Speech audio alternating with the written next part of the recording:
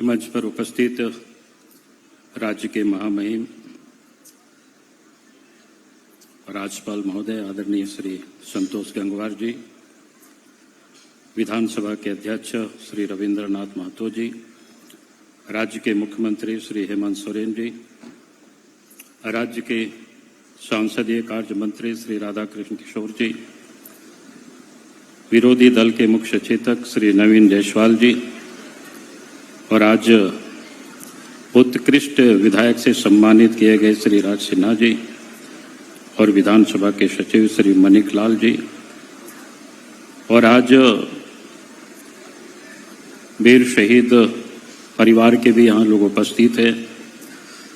यहाँ पर उपस्थित मंत्रीगण, विधायकगण, सांसदगण, पूर्व विधायकगण और यहाँ उपस्थित बहनों और भाइयों, प्रेस के साथियों, सबसे पहले तो आज 25 वर्ष का झारखंड, ऐसा लगता है कि मानो हम खुद अपने आप को 25 वर्ष के हो गए ऐसा लग रहा है, क्योंकि ये 25 वर्ष की यात्रा हम सब लोगों ने कई प्रकार के राजनीतिक उतार चढ़ाव को भी झारखंड प्रदेश में देखा है। और मैं ये कहूँगा कि 25 साल की यात्रा में जो सबसे पहले झारखंड आंदोलन के पीछे का एक तथ्य था कि भाई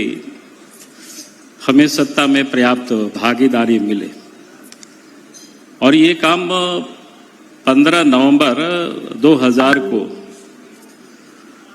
यानी हम कहें कि उस समय देश की एनडीए सरकार थी और देश के प्रधानमंत्री श्रद्धेय अटल बिहारी वाजपेयी जी थे, उस काम को उस समय उन्होंने पूरा किया। यानी यहाँ के लोगों के हाथों में पूरी तरह से राजनीतिक सत्ता का हस्तांतरण किया और झारखंड वासियों को ये मौका मिला। और अब मैं ये कहता हूँ, जिसको अध्यक्ष जी ने कहा कि मैं इसलिए विशेष नहीं कहना चाहूंगा कि, लेकिन मैं इतना जरूर कहूंगा कि जिस ओर उन्होंने इंगित किया कि भाई हमें अब झारखंड के बच्चों को अच्छी शिक्षा, क्वालिटी शिक्षा, एजुकेशन हमें देना, इस पर हम सबको चिंता करना चाहिए और उसमें विशेष रूप से सरकार का ये दायित्व बनता है कि आज भी हम देखेंगे कि हमारे बच्चे अच्छी शिक्षा प्राप्त नहीं कर पाते हैं। उसका कई कारण है कि हमें उन कारणों को दूर करना, और गरीब से गरीब व्यक्ति भी उनके योग्यता के हिसाब से शिक्षा प्राप्त करने के उनको अवसर मिले, ऐसी व्यवस्था अब झारखंड में हमें खड़ा करना होगा। मैं इसलिए इस बात को कह रहा हूं, अगर हम उस क्षेत्र में हम पूंजी निवेश करते हैं, यानी अधिक पैसे हम लगाते हैं, तो आने वाले कल की झारखंड के निर्माण का एक मजबूत नींव बनेगा, और ये आज जरूरत है। उसके साथ साथ स्वास्थ्य के क्षेत्र का भी चर्चा अध्यक्ष महोदय ने किया, लेकिन आज स्वास्थ्य के दृष्टिकोण से भी हम देखते हैं तो झारखंड में कुपोषण क्या है, मैं उसकी यहां चर्चा नहीं कर रहा हूं, लेकिन मैं इतना जरूर कहूंगा कि आज जिस प्रकार के स्वास्थ्य का होना चाहिए वो आज दिखता नहीं है। तो हम सरकार से फिर से मैं ये भी आग्रह करूंगा कि भाई हमें इस पर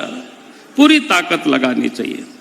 क्योंकि वास्तव में झारखंड की जो विकास का आधार है वो इन्हीं में से आगे बढ़ेगी। अच्छी स्वास्थ्य हो, अच्छे स्वास्थ्य लोगों को यहाँ मिले, स्वास्थ्य की सुविधा हम उपलब्ध करा सके, शिक्षा की सुविधा उपलब्ध करा सके, और फिर कानून व्यवस्था ठीक ठाक हो। ये हम सब लोगों के जिम्मे कि अगर इस प्रदेश के अंदर में कानून व्यवस्था भी अच्छी नहीं होगी, ठीक नहीं होगी, लोग भयभीत रहेंगे, तो फिर कोई भी व्यक्ति पूंजी निवेश नहीं करेगा। झारखंड, जिसको मुख्यमंत्री जी का स्थापना दिवस के दिन मैंने देखा कि उन्होंने 2050 तक विकसित झारखंड का लक्ष्य रखा है, लेकिन वो लक्ष्य को हम प्राप्त करने के लिए ये जो हमारी बुनियादी चीजें हैं, कानून व्यवस्था ठीक ठाक हो, उसके लिए सरकार को जीरो टॉलरेंस पर काम करना चाहिए। उसमें कोई भेदभाव नहीं होना चाहिए, कोई पक्षपात कहीं भी नहीं होना चाहिए। अगर हमने इस काम को कर दिया तो मैं विश्वास के साथ कह सकता हूं झारखंड में जो क्षमता है, तो शायद वो 25 साल और नहीं लगेंगे, उससे पहले हम झारखंड को विकसित राज्य की कतार में हम खड़ा कर सकते हैं, क्योंकि झारखंड में वो सामर्थ्य है। लेकिन हमें इन बुनियादी चीजों को हमको ठीक करना पड़ेगा। कानून व्यवस्था है, शिक्षा है, स्वास्थ्य है, सड़क है, बिजली है, पानी है, ये जो बुनियादी चीजें हैं, हमें इन बुनियादी चीजों पर जोर डालना चाहिए, इस पर पूरी ताकत लगानी चाहिए। और इसके लिए मैं कहूंगा सिर्फ सरकार ही ये कर सकती, ऐसा नहीं,